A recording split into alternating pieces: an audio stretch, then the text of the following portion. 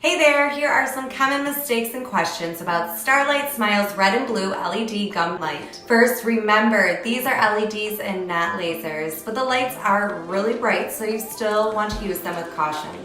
So always put the light tray in your mouth before turning it on.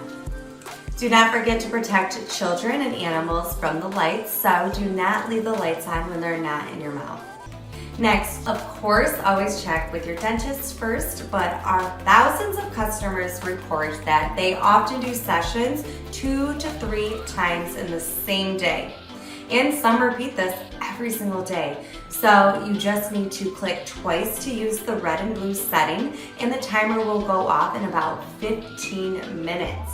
Then repeat if you would like. Now, a super important mistake to avoid is getting the battery wet when cleaning. You're always going to want to hold the trays by the base facing down like this. And then just use your fingers to rinse them with a little drop of soap and some water. Then thoroughly dry. Now let's talk about charging. The light needs to be charged about every 3 to 4 days, depending on how much you use it. Just attach the heart-shaped end to the sphere. And then you're going to plug the USB end into a USB port.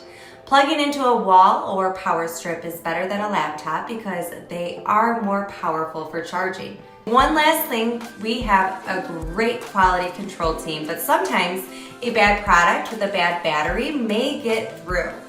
We truly try our best to not let this happen, but if any reason your Starlite is not working like it should, no need to worry. Just let us know and we will take great care of you. Please tell us if there is any problems at all.